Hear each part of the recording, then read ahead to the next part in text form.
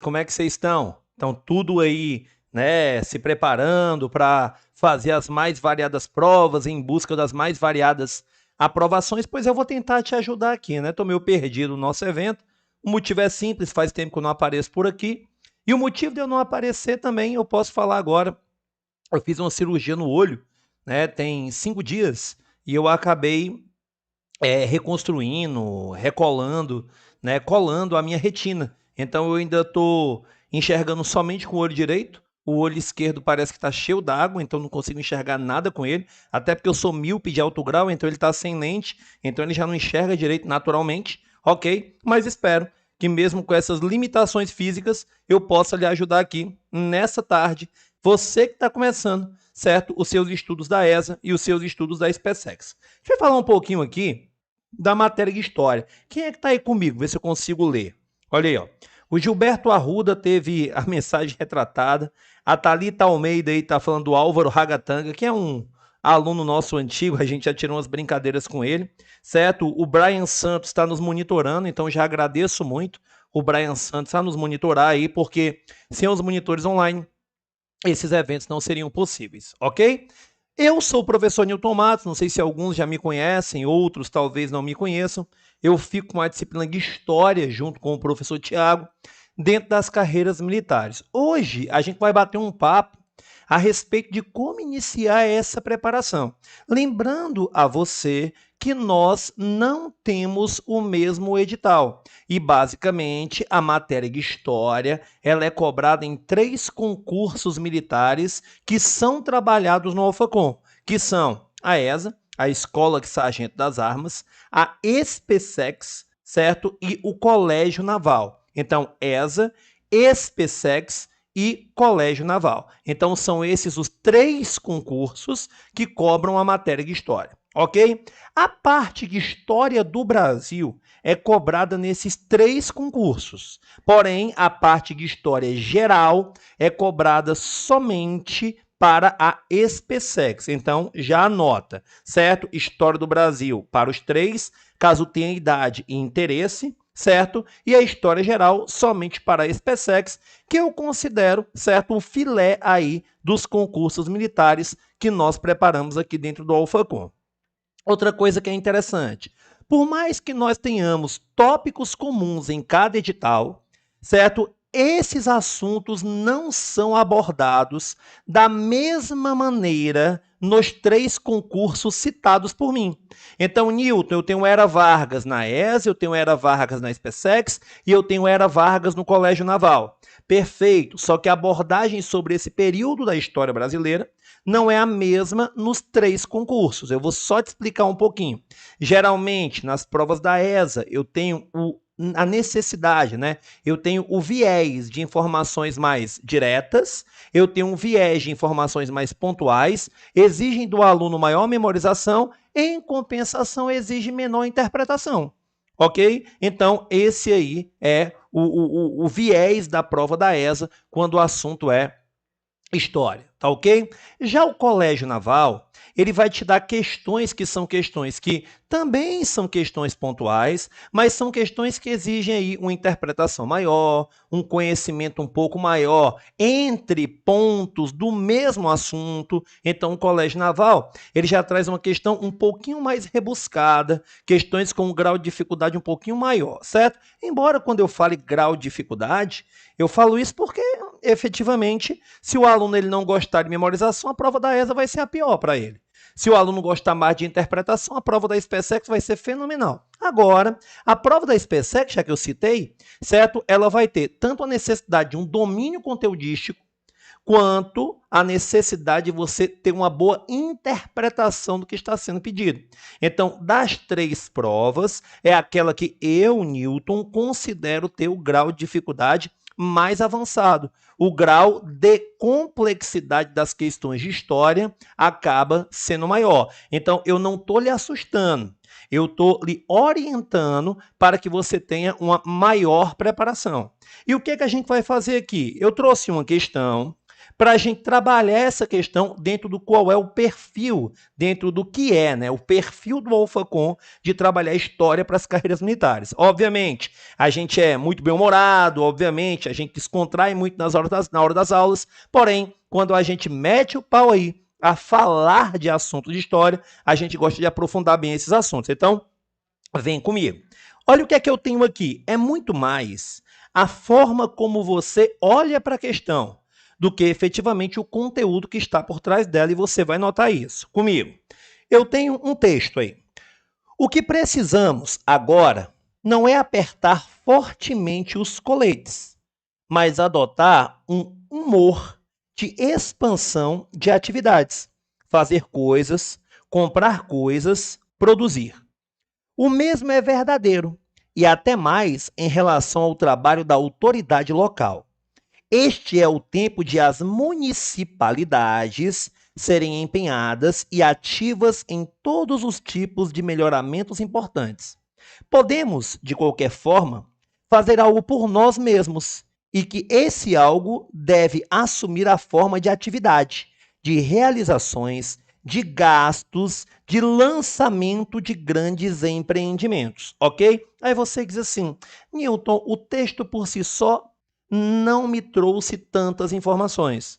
Devo me desesperar? Tem calma. Se o texto não te trouxe grandes informações, vem comigo, vamos ver de quem é esse texto.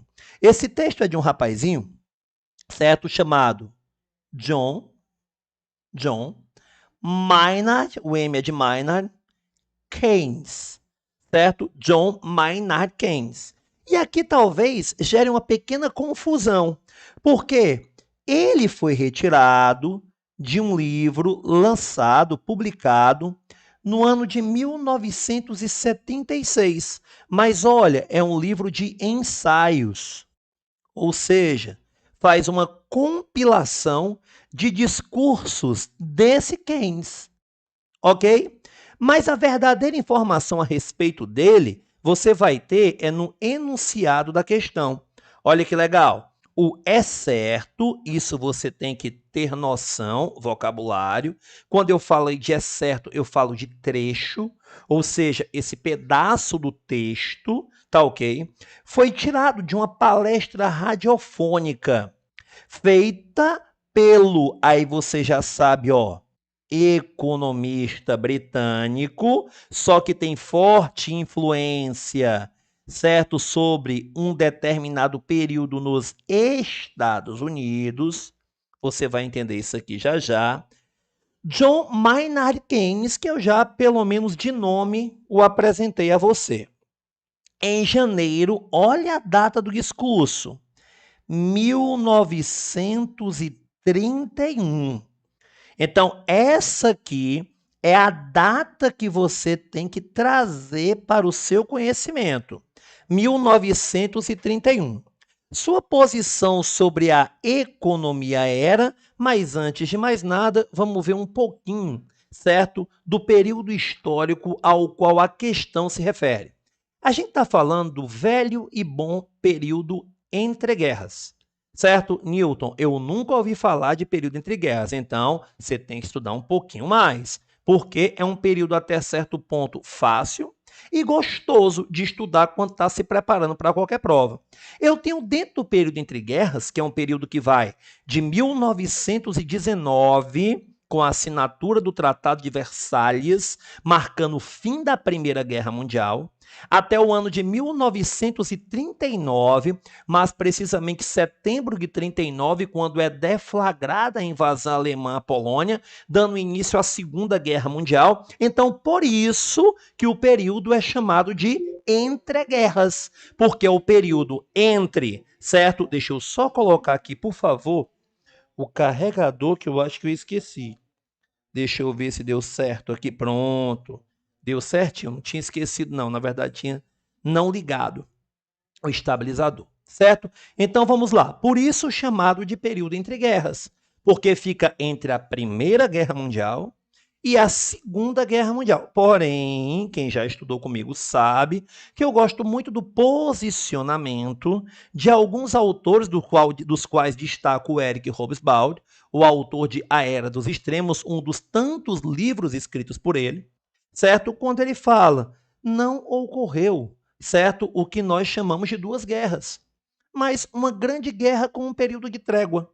Entre o ano de 1919 e 1939, nós temos uma trégua de uma grande guerra que envolve direta e indiretamente certos mais variados países do mundo. Então, entre 19 e 39, eu tenho aí, certo, 3 assuntos a serem estudados com mais vigor. Quais são os 3 assuntos? Você pode anotar. Você vai estudar, acima de tudo, Revolução Russa, certo? Muito importante, Revolução Russa, inclusive o processo de formação da União Soviética, que depois será um dos principais atores da geopolítica mundial durante a Guerra Fria, que vai ali do fim da Segunda Guerra Mundial, nós temos algumas contestações com relação ao seu início, até a queda dela mesma, União Soviética, no início dos anos 90, ok? No início dos anos 90. Então, Revolução Russa, 1917, uma série de informações, fica para outro momento. Nós temos a ascensão dos estados totalitários, os estados de consenso à direita, certo? Em que eu tenho o nazismo, em que eu tenho o franquismo, em que eu tenho o salazarismo, em que eu tenho, meu irmão, o fascismo. Benito Mussolini, Itália. Newton, então, a ascensão dos estados totalitários, as características comuns a esses estados totalitários e as peculiaridades de cada uma dessas ditaduras. Ok? Perfeito também, não fica para agora, mas o terceiro assunto precisa ser tratado agora, para que a gente possa responder a questão. É a crise de 1929.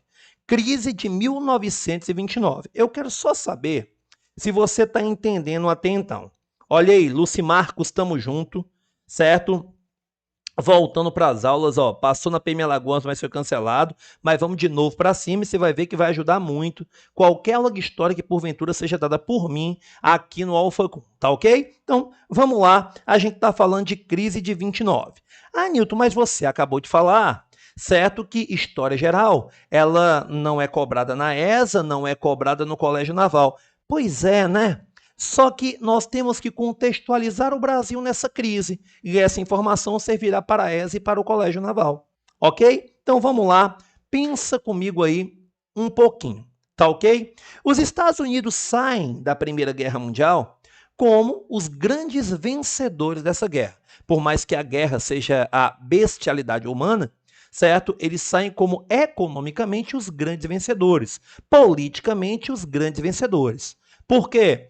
Entram tardiamente no conflito, acabam lutando distante de seu território. Após o fim da Primeira Guerra Mundial, não tem a sua estrutura física abalada ao ponto de não poder fornecer produtos para o mercado internacional. Esse mercado internacional está altamente abalado. Portanto, boa parte daquilo que era internamente produzido e consumido agora tem que ser comprado de fora, e os americanos estão ali para vender. Isso é muito importante, os estadunidenses, eles gostam muito desse tipo de situação. Esse aumento, certo, do consumo internacional por conta da crise oriunda da guerra vai fazer com que dentro dos Estados Unidos eu tenha a necessidade de um aumento da produtividade. O aumento dessa produtividade vai fazer com que eu tenha a contratação de mais mão de obra, ou seja, a geração de empregos. Gerando mais empregos, eu aumento o volume de renda. Gerando um aumento no volume de renda, eu gero um consumo interno que é incentivado por outros fatores, como, por exemplo, uma ideologia, certo, do bem-sucedido ser relacionado ao seu potencial de consumo, o American Way of Life, certo? Então eu acabo fazendo com que a grande roda capitalista, ela rode aceleradamente em uma situação bastante favorável para os Estados Unidos da América pós Primeira Guerra Mundial.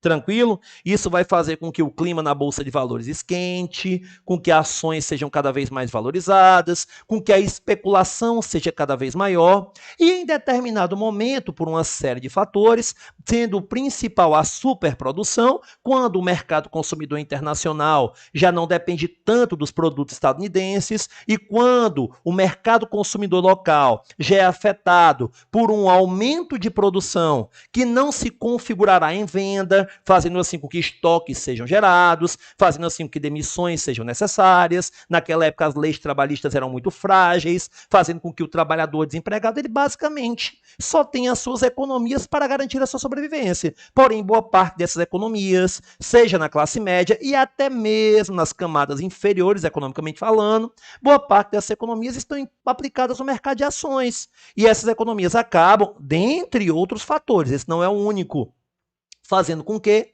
muitos corram até, certo, o sistema financeiro, até a Bolsa de Valores e decidam resgatar as suas ações, promovendo assim uma enxurrada de ações no mercado, reduzindo o valor dessas ações, fazendo com que algumas dessas ações não custem mais nada, porque as empresas que estão por trás dessas ações chegam à falência. Então, assim, é uma crise, é muito complicada, mas por mais que eu tenha explicado tudo isso e você tenha notado que eu expliquei isso com uma certa velocidade, é porque dentro dessa questão nós vamos adotar o viés econômico da coisa. E olha que legal, certo? Para o Keynes e para alguns teóricos da época, certo? Os americanos, no caso os estadunidenses, eles poderiam ter impedido os efeitos mais amplos dessa crise se eles tivessem combatido o que nós chamamos de aplicação irresponsável do liberalismo econômico. Do liberalismo econômico, certo? Quando eu falo de liberalismo econômico clássico, aquele que vem do Adam Smith, aquele que foi positivado na obra A Riqueza das Nações, do ano de 1776, dentro de um contexto de século XVIII, dentro de um contexto mais iluminista do ponto de vista econômico, certo? Quando eu falo de liberalismo econômico, o clássico, ele pede a não intervenção. Isso é básico. A não intervenção. A não intervenção do Estado na economia. Ou seja, eu tenho aqui a ideia de que os mercados podem se autorregular, que eles podem recuperar o seu equilíbrio automaticamente. Aliás, as crises seriam espécies de seleções naturais para que aqueles que estão aptos ao mundo capitalista sobrevivam. Então, os mercados podem se autorregular, eles podem recuperar o seu equilíbrio automaticamente, independente da interferência estatal. Então, se pede a não intervenção do Estado. Só que, quando os primeiros sinais de uma crise passam a se descortinar, passam a ser notados, o que é que você acaba tendo? Você acaba tendo a possibilidade de uma intervenção estatal. Só que essa intervenção não vem porque ela está sendo impedida pela ideologia econômica vigente até então e que tinha dado certo, que tinha feito com que o clima de euforia nos Estados Unidos ele correspondesse ao crescimento que viviam anos anteriores, que viveram em anos anteriores. Então, assim, o liberalismo, ele por mais que se mostre naquele momento talvez não a melhor opção, ele continua sendo bastante abalizado, porque no momento anterior ele permitiu que o crescimento americano ele fosse possível. Então, Newton, deixa eu ver se eu entendi. Então, o Keynes ele chega, vai auxiliar na produção de um plano econômico, político-econômico, na tentativa de tirar os Estados Unidos da crise que eles se inseriram, que é a crise cujo principal fator se dá em outubro de 1929, com a quebra da Bolsa de Valores de Nova York, por isso que a gente chama de crise de 29, ok? Mas, Newton, e como é que a gente responde a questão? É bem simples, certo? Quem vai ser eleito naquele momento para tentar retirar os Estados Unidos da crise, certo? Um rapaz chamado Franklin Delano Roosevelt. Franklin Delano Roosevelt. E o Franklin Delano Roosevelt, eleito em 33, certo? Na verdade, ele assume em 33, né? Ele convida o John Maynard Keynes para elaborar essa política econômica chamada New Deal, ou Novo Acordo. E um dos pilares do New Deal é justamente o que o texto cita.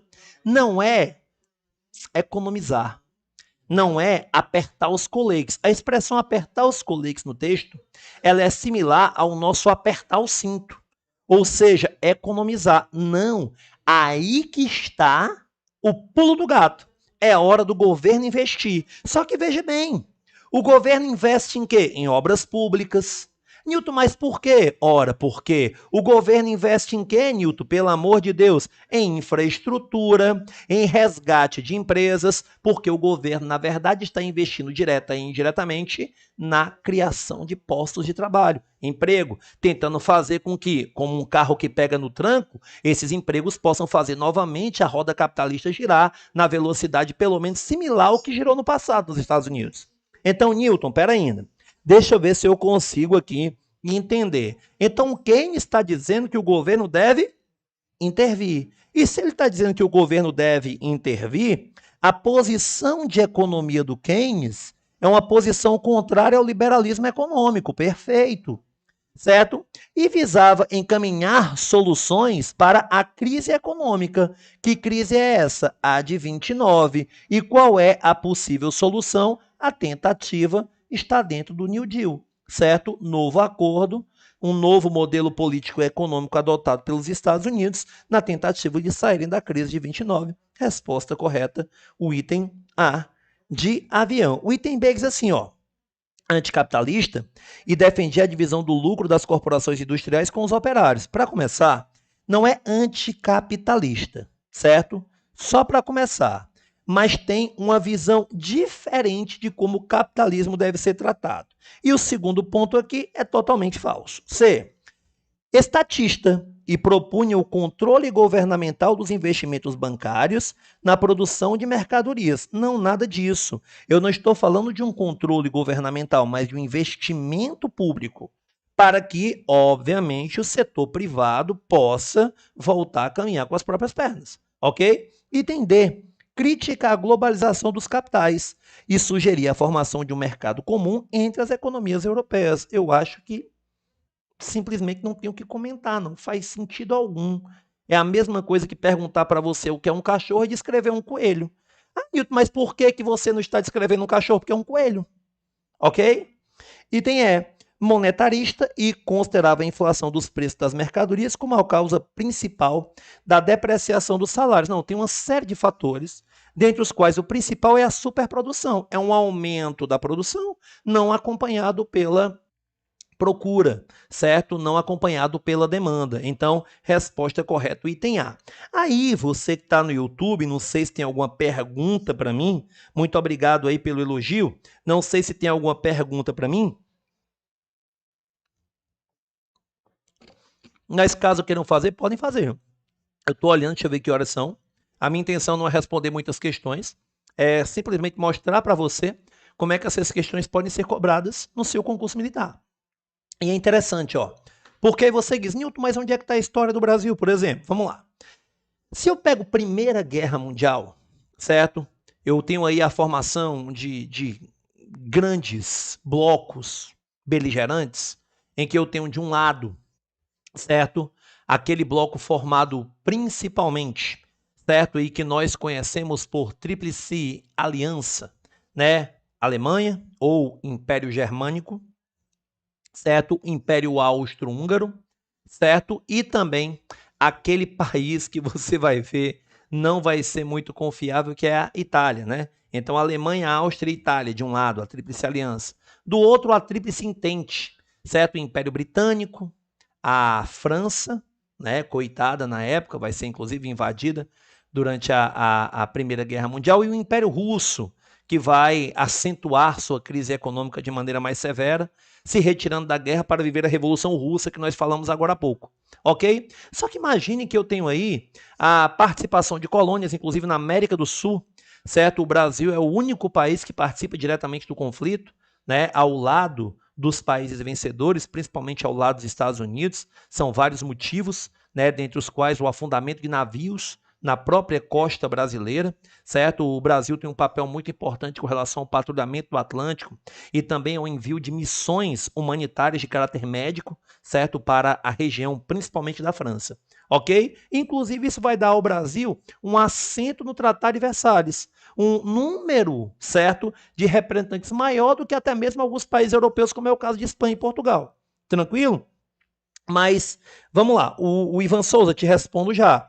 Como se consolidou a independência dos Estados Unidos da América, né? Embora, Ivan, esse assunto ele não esteja tão ligado com o que nós estamos discutindo agora. Você concorda comigo? Mas, como você tem o direito de perguntar qualquer coisa e eu gosto de responder, a independência dos Estados Unidos ela vem principalmente a partir do momento em que Inglaterra e França disputam territórios em algumas partes do mundo, inclusive parte desses territórios é o Canadá, na chamada Guerra dos Sete Anos. E por mais que a Inglaterra tenha saído vitoriosa, a Inglaterra ela amarga prejuízos econômicos, forçando assim parte do território americano a pagar impostos que não eram tão acostumados a pagar, porque nessa parte do território, aí eu me refiro principalmente ao norte, do que hoje corresponde aos Estados Unidos da América, por nunca estarem tão presos a um pacto colonial. Participavam do comércio triangular, havia uma certa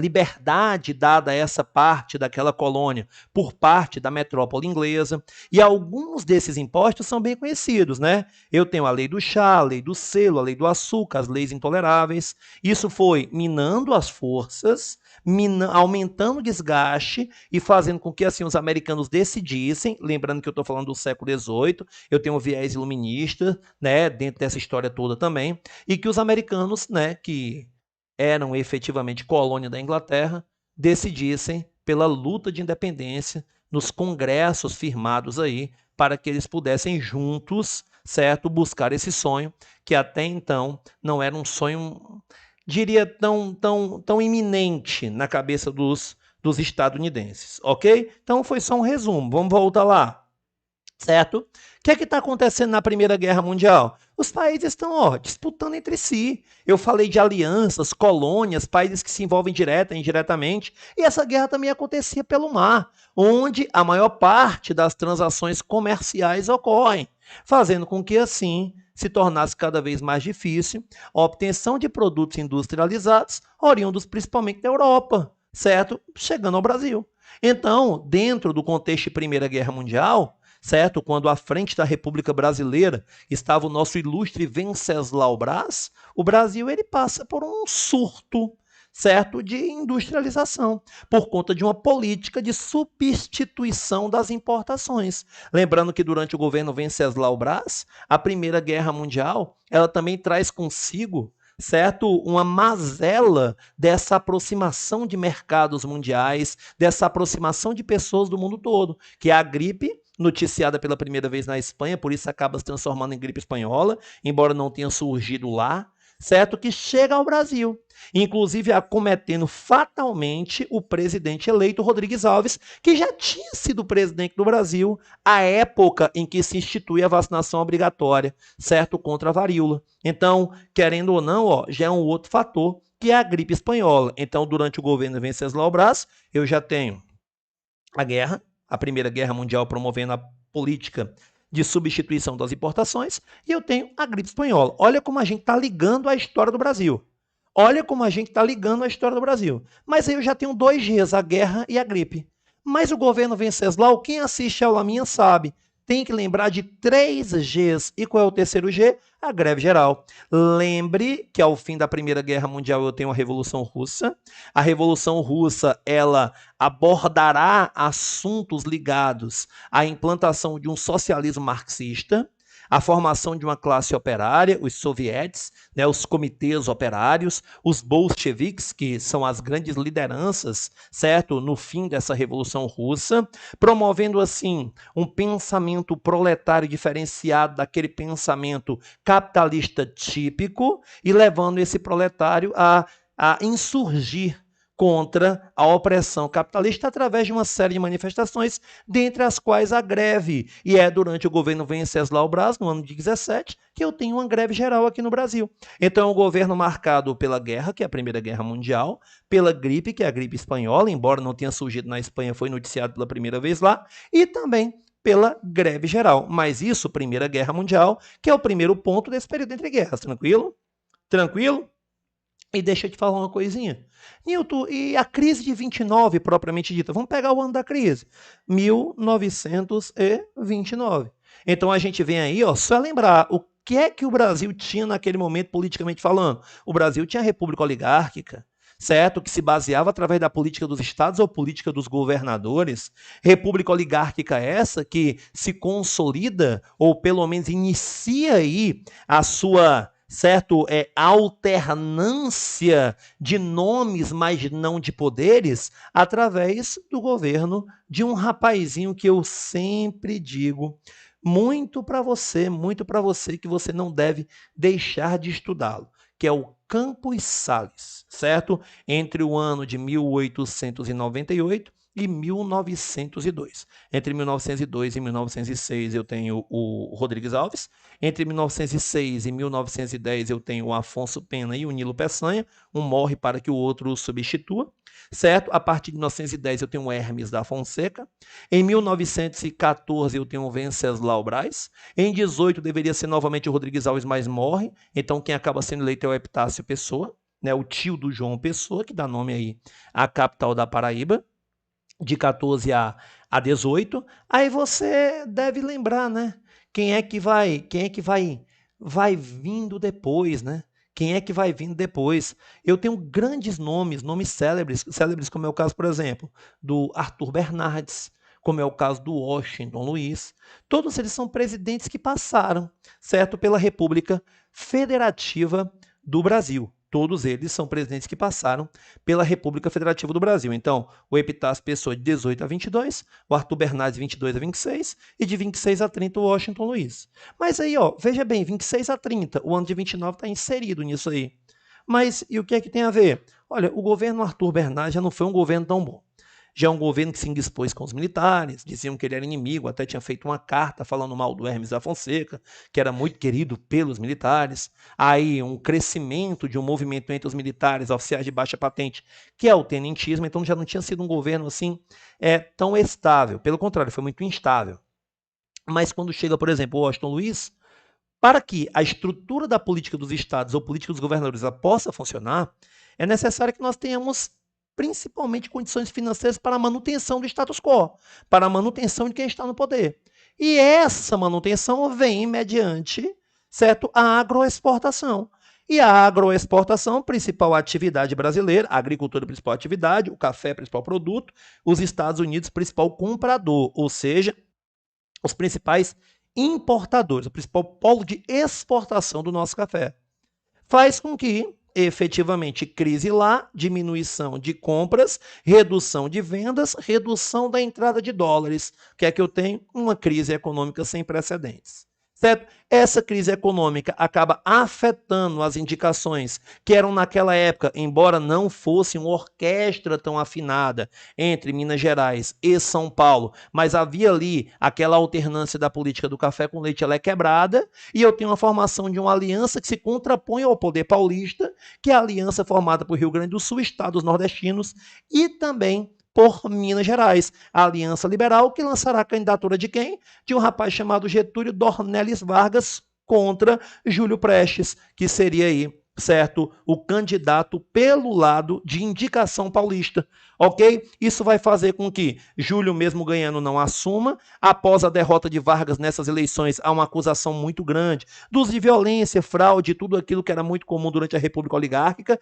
Isso aconteceu pelos dois lados. Mas a morte de João Pessoa tem um papel diferencial nessa história, fazendo com que Vargas, né, atribua aos seus opositores políticos o assassinato do seu candidato a vice, fazendo com que, assim, através de um golpe, chegue ao poder. Mas a gente hoje, né, tem muita discussão a respeito do que é golpe, do que é revolução, e eu tenho aí o ano de 1930 com o início da Era Vargas, o que faz com que a crise de 29 tenha sido, por mim, linkada à história do Brasil, para que você que vai fazer ESA e Colégio Naval também possam estudar. Perfeito? Tranquilo? Diga aí para mim, por favor, certo? Diga aí para mim, por favor, se você está gostando da aula. A explicação foi boa? Eu tenho aqui 21 gosteis.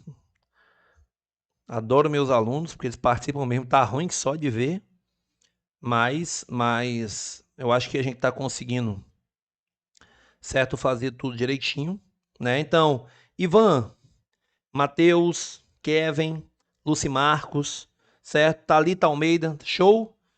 Tá dando para entender? O som tá direitinho? Eu botei esse microfone para não ter que estar pendurando aquele de lapela. O som tá direitinho? Show? Certo? Mais alguém? Tá bom, né, Thalita? Brigadão, viu, pelos elogios? Assim, os elogios à aula, né? Excelente. Então, tamo junto, ok? Vou escolher aqui outra questãozinha para fazer, certo? Outra questãozinha para fazer. Vou pegar... O som tá excelente, né, Brian? Brigadão, cara. Brigadão pela participação. Vamos pegar aqui a questão de número 2, ok? Questãozinha número 2. O marco inicial, certo? O marco inicial das discussões parlamentares em torno do direito de voto feminino são os debates que antecederam a Constituição de 1824. A Constituição de 1824. Inclusive, vou pedir aqui licença, vou levantar aqui, que eu vou pegar um negocinho aqui para mostrar para vocês. Eu estou tudo amarrado aqui, mas eu acho que eu consigo se esticar o braço. Tá ok? Se esticar o braço, né? Quem me conhece sabe que eu adoro leitura, né? Eu leio de tudo. Rapaz, para voltar aqui tá um sacrifício. Mas pronto, consegui voltar aqui, certo? Inclusive, deixa eu diminuir aqui o ar-condicionado. Diminuir para deixar mais frio mesmo. Deu para voltar aqui, ó. Certo? Eu vou aconselhar vocês que estão se preparando para as carreiras militares, certo? Às vezes, você tem que confundir um pouquinho o que é estudo e o que é lazer. Então, olha a dica do tio aqui. Confundir um pouquinho o que é estudo com o que é lazer. Quem foi que disse que você não pode descansar, relaxar enquanto absorve conteúdo? Quem foi que disse isso? Eu, por exemplo, gosto muito disso, certo? E eu decido ler nas minhas horas vagas. Não sei se consegue aqui pegar, né? Você está conseguindo, porque tem a luz, né? Está conseguindo aqui pegar? Pronto, acho que ficou melhor, né? Você está conseguindo aqui, ó. Esse aqui é um dos meus Kindles, eu tenho dois, né? São duas contas diferentes da Amazon, em que eu tenho livros diferentes. Parece frescura, né? Mas é para evitar que eu fique em uma leitura mais relaxante, lendo coisas mais técnicas. É uma coisa minha, ok? Esse livro aqui, opa, caiu aqui. Acho que eu fiz. Voltei, foi o evento todinho. Deixa eu botar para cá. Pronto. Esse livro aqui, A História das Constituições Brasileiras, é de um autor chamado Marco Antônio Villa, certo? 200 anos de luta contra o arbítrio. Então, quando você estiver sem fazer nada e quiser revisar a história do Brasil de uma maneira bem legal mesmo, cara, eu aconselho a leitura desse livro aqui, ó. Certo? A História das Constituições do Brasil, do Marco Antônio Villa. E como eu falei que eu alterno, né, muito mesmo, eu também aconselho que você, eu tenho esse livro também, a versão digital, eu também aconselho que você, aí eu não vejo problema em mostrar, porque até são de outras editoras, mas não são editoras do mundo do concurso, né? Esse livro aqui para fazer também uma boa revisão sobre a história do Brasil, mas sobre o Brasil República, certo? Os presidentes que mandaram e desmandaram na história do Brasil. Com esses dois livros, uma leitura relaxante, uma leitura interessante, você vai fazer uma revisão de história do Brasil sem ser aquela coisa maçante, sem ser aquela coisa que você diz assim, puxa, cara, tá tão chato, certo? Mas por que eu falei isso? Eu sempre digo que você entender o contexto das constituições é importante para você entender a história do Brasil. E o Marco Antônio Villa, ele começa dizendo no livro que muitas vezes as constituições estão totalmente descontextualizadas daquilo que acontecia no Brasil, certo? Newton, foram quantas constituições ao todo, certo? Foram quantas constituições ao todo? Se eu consigo passar aqui, pronto. Foram quantas constituições ao todo? Cara, ao todo nós tivemos 7 constituições, certo? 7 constituições. Constituições. 7 constituições. É um assunto que eu adoro, ok? Nós tivemos aqui uma Constituição Imperial. Nós tivemos uma Constituição Imperial e nós tivemos 6 Constituições Republicanas. Uma Constituição Imperial e nós tivemos 6 Constituições Republicanas. A Constituição Imperial é a primeira, a de 1824. Tá ok? Que inclusive é citada aqui. Ok? Eu tenho informação sobre ela. É uma das constituições mais cobradas em prova, certo? A única constituição que nos dá uma religião oficial, que é o catolicismo, a única constituição que tem uma forma de governo diferente do que é, certo, o presidencialismo, um sistema de governo diferente do que é o presidencialismo, uma forma de governo diferente do que é a república, me perdoe, sistema de governo é o presidencialismo e forma de governo é a república, certo? Uma constituição que estabelece voto censitário, uma Constituição que estabelece os primeiros direitos individuais, isso é verdade, uma Constituição que visa proteger, tanto economicamente quanto de possíveis ações penais, a família real brasileira. Então, é uma Constituição bastante interessante nesse caso, mas é uma Constituição que as pessoas dizem que impedia as mulheres de votar. Não, não há expressamente em seu texto esse impedimento, viu? Não há. A Constituição não impede, só que tacitamente, por conta de uma cultura patriarcal, quando se fala de eleitor, se pensa automaticamente em homens, certo? E é por isso que mesmo antes, certo, de oficialmente as mulheres adquirirem o direito de votar, algumas já conseguem pela interpretação de legislações estaduais, certo? E da própria não, certo? Negação expressa da Constituição, ok? Das Constituições republicanas, nós temos a de 1891, a de 1934, a de 1937, essas duas aqui durante o governo Vargas, a de 1946, a de 1967 e a de 1908, que é a atual.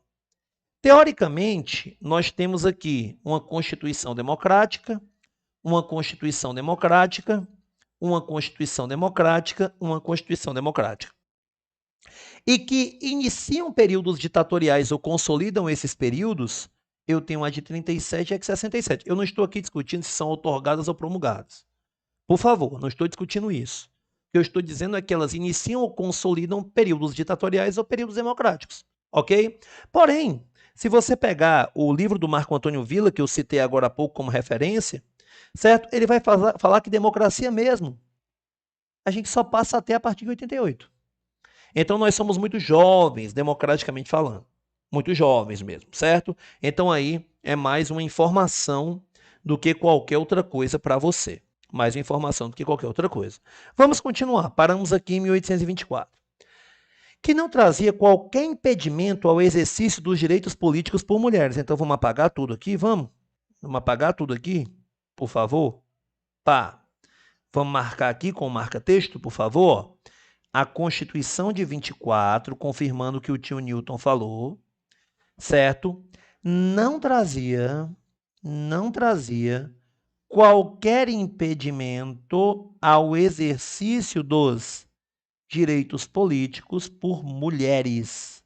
Por mulheres. Então, você, por favor, certo? Segura essa manga aí, porque muita gente diz que ela impedia as mulheres de votar. O que impedia era o pensamento machista da sociedade brasileira naquele momento. O combate ao machismo se faz necessário até hoje.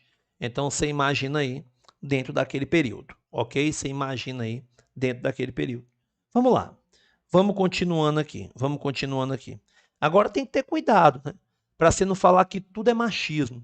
O posicionamento de um ponto de vista masculino nem sempre será machismo. ok? A defesa dos direitos da mulher nem sempre será feminismo. A defesa dos direitos de uma mulher desconectada do interesse da sociedade nem sempre será feminismo, ok? Então tem que ter cuidado com isso. Mas, por outro lado, também não era explícita quanto à possibilidade desse exercício, ou seja, não dizia mulher pode votar. Então, se não dizia que pode nem que não pode, prevalecia o pensamento machista da época. Foi somente em 32, 2 anos antes de estabelecido o voto aos 18 anos, que é estabelecido pela Constituição de 1934. Mas em 32 eu tenho um código eleitoral durante o governo Vargas, certo? Que as mulheres obtiveram o direito de votar. Direito de votar, esse que para presidente da República só será exercido nas eleições de 46, certo? Isso ocorreu a aprovação do Código Eleitoral. Um dos fatores que contribuíram para a efetivação da medida mencionada, qual é a medida mencionada, pessoal? Ora, nada mais, nada menos do que as mulheres obterem, né, o direito de votar, certo? As mulheres obterem o direito de votar. E por que é que esse direito de votar foi obtido? Porque houve o quê? Vamos lá. Superação da cultura patriarcal? Já começa aqui, tá perfeito. B. Influência de igrejas protestantes? Eu não vejo esse sentido aqui. C. Pressão do governo revolucionário? Também não vejo esse sentido. D. Fragilidade das oligarquias regionais? Também não vejo esse sentido. Concorda comigo? E. Campanha da extensão da cidadania? Não, eu acho que assim, é quase uma questão de interpretação, o que é muito importante, porque muitos alunos não sabem interpretar. É quase uma questão de interpretação, mas que está efetivamente ligada a quê? À superação da cultura patriarcal. Há uma superação da cultura patriarcal. Resposta correta, o item A de avião. E eu abro mais uma vez aí, certo? Thalita Almeida, hoje virou uma verdadeira bagunça. O que foi, Thalita? Me diga aí.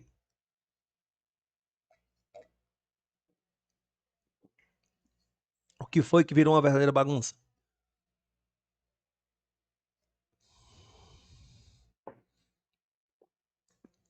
Me auxiliei para eu tentar construir o meu pensamento, enquanto eu já me preparo aí para colocar na tela a terceira questão, certo? Colocar na tela a terceira questão. Ivan, dizendo que a aula está top. Então, digam aí, enquanto eu atualizo aqui a página, o que é que vocês estão achando, o que é que vocês precisam. Corrigir, inclusive, aqui o foco da minha câmera, que eu acho que está meio ruim. Só um instante.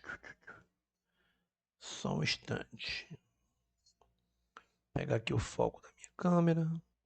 Configuração de vídeo. Controle de câmera. O focozinho aqui mais definidozinho. Aplicar. Ok. Ok. Vê se deu certo, se mudou alguma coisa, né? Não sei se mudou, mas tentei aí. Vamos lá. Diga aí, show de bola no Cimarco, né? Diga aí, qual é a referência à Constituição Federal? Na verdade, a Constituição Federal de 88, ela traz muitos pontos dos quais nós não somos acostumados, né? Se comparado com períodos anteriores, principalmente ao período ligeiramente anterior, que é a ditadura civil-militar. Lembrando que eu apliquei aqui, certo, a ideia baseada no senso comum, certo, dos historiadores, dos juristas, que é a ideia de que o Brasil teve 7 constituições. Mas muitos colocam também, certo, uma emenda constitucional pela quantidade de alterações que ela faz numa Constituição e por ela emanar do poder constituinte originário, certo? Uma outra Constituição que seria a de 69, que na verdade é uma emenda constitucional, mas pelo tamanho, né, das mudanças e por ser oriunda do poder constituinte originário, muitos colocam aí também como no patamar de uma Constituição, certo? No patamar de uma nova Constituição. Mas vamos lá, escolher aqui outra questão. Vou pegar aqui uma questão que envolva, certo? Questão que envolva justamente isso que a gente está falando. Vamos ver uma questãozinha aqui sobre, certo? Democracia. Vamos lá. Leia atentamente o trecho a seguir. Longe de ser o resultado necessário de uma evolução Moral da humanidade. A democracia é algo incerto e improvável e nunca deve ser tida como garante. É sempre uma conquista frágil, que precisa ser defendida e aprofundada. Não existe nenhum limiar de democracia que, uma vez alcançado, possa garantir a continuidade de sua existência, ok? Garantir a continuidade de sua existência, né? Então você tem aí o Chateau Mouffe, ok? O Regresso do Político, de 1996. Então vamos lá, vamos aqui para as opções. Sobre a experiência no Brasil, assinale a alternativa correta, ok? O primeiro período democrático brasileiro foi experienciado entre 1930 e 1969. Vamos aqui.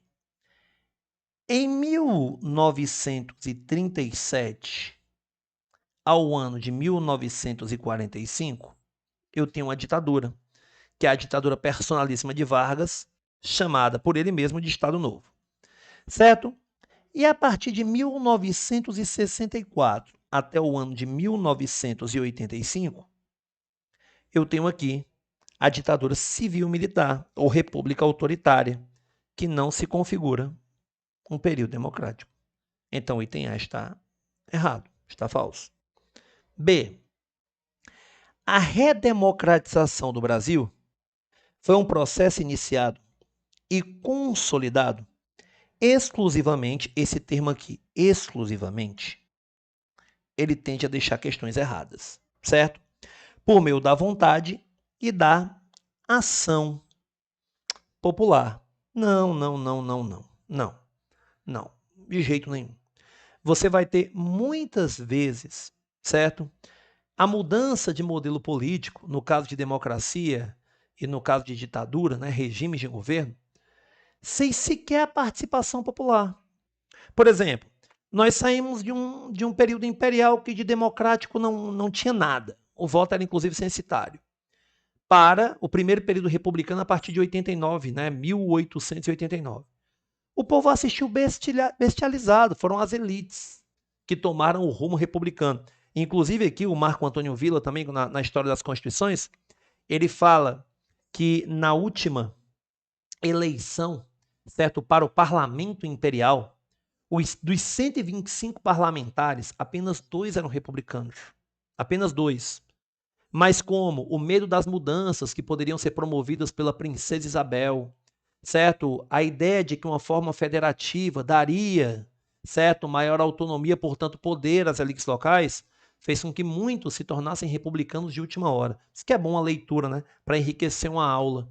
Muitos se tornassem republicanos de última hora. Embora, de Proclamação da República, o melhor livro seja esse aqui, eu não sei se você consegue ver, A Formação das Almas, do José Murilo de Carvalho. Inclusive, nos 2 livros nós temos aqui, certo, o interesse de meio que recontar a história brasileira através de uma espécie de suplantação, de esquecimento, certo, da presença portuguesa mais marcante, inclusive da própria família imperial que descende dessa presença portuguesa, enaltecendo muito mais o heroísmo nacional, certo? É por isso que Tiradentes passa a ser uma figura tão valorizada durante o período republicano, mas, infelizmente, não é só da vontade popular que os nossos períodos ditos como democráticos, eles ocorrem. Item C. A instauração da democracia no Brasil ocorreu com a proclamação da República em 1889, uma vez que toda república é essencialmente democrática. Para começar, a democracia brasileira, certo, que está ligada a 1889, ela até pode ser considerada aí o início de tudo, embora um início muito frágil, não sei se você concorda. Mas nem toda república é democrática. Vou te dar um exemplo. República Islâmica do Irã. É uma república. É um sistema presidencialista, embora com N, certo, peculiaridades, mas é uma república e nem é democrática. Então, a democracia, é um regime político. A república é uma forma de governo. Nem sempre as duas caminham lado a lado. Ok? Então, o item C está errado. Ok? O item D. Contrariamente ao que postula a citação, uma vez instaurada a democracia no Brasil, em 45, certo? Essa foi sempre mantida por todos os governos que se sucederam desde então. Olha aqui, ó. Olha aqui, depois de 45. Só para acabar com essa informação, outra palavrinha junto do exclusivamente que tende a deixar questões falsas. Certo? Então, A é errado, o B é errado, o C é errado, o D é errado. Deus queira que seja o item E. As eleições diretas, sufrágio universal, ou seja, a participação política não baseada em critérios excludentes, como é o caso da renda, ok? Como é o caso da conclusão de nível superior, de uma escolaridade mais avançada. São características da experiência democrática contemporânea brasileira. Característica essa, iniciada principalmente com a Constituição de 88, mas que foi trabalhada aí ao fim do período ditatorial civil-militar, a partir principalmente de 85. Iniciada com o processo de redemocratização, que é o período que vai aqui do fim da ditadura, passando pela eleição indireta do Tancredo Neves, e com a Constituição de 88 e a chegada, certo, das eleições diretas com Collor em 89, ocorrido durante a década de 80. 80, 80, 80. Perfeito. Resposta correta. O item é de escola. Resposta correta. O item é de escola. E mesmo no finalzinho da nossa aula. Mesmo no finalzinho da nossa aula. Que legal, né? Eu, sem querer, acabei clicando em alguma coisa aqui. Pronto. Reuni agora. Reuni o quê, mano? Depois eu vejo o que é isso. Ok? Tranquilo, pessoal? Olha aí a Thalita. Item E. É de escola. Pô, a gente teve até uma participação legal, né? Nesse meu retorno. Cara, pode acompanhar. Eu vou voltar a dar muita aula de história aqui no AlphaCom. Eu acho que, inclusive, já me elencaram como professor de história mesmo. Não tem mais nem muitas aulas de direito aqui, não, porque já tem muita gente no direito aqui no Alpha, né? Movimento dos caras pintados insere-se nesse contexto, Newton? Insere-se já na Nova República. Eu posso dizer que a redemocratização ela culmina com a Constituição de 88. A Constituição de 88 ela permite a eleição pelo voto direto do cargo máximo da nossa República, que é o do presidente. E assim como, né, grandes autores versaram na obra O Contrato Social, dando aos governantes responsabilidades, e a responsabilidade é uma das características de um governo republicano, em 1992 nós tivemos a geração cara pintada ou o movimento Fora Collor, que culminou com o impeachment, por mais que houvesse uma tentativa de renúncia antes da consolidação do impeachment, por parte do Fernando Collor de Mello. Então, se insere dentro do macro período, sim, se insere. Perfeito? Pessoal, algum problema? São 16 horas aqui em Fortaleza, né? O nosso evento ele tem 1 horinha e é religiosamente agora marcado. Começamos 15 horas em ponto, encerramos agora 16 horas em ponto, porque até onde eu sei há uma fila de eventos no AlphaCom para que outros professores também possam desfilar a sua competência, certo? Para os alunos das mais variadas áreas, porque aqui é AlphaCom, aqui não é tanta bagunça não. Beleza? Tranquilo? Como é que vocês estão? Tá tudo de boa? Posso me despedir de vocês? Pois então, qualquer dúvida você pode me adicionar lá no Instagram, @prof.newtonmatos. Amo vocês, beijo no coração e até a próxima. Valeu!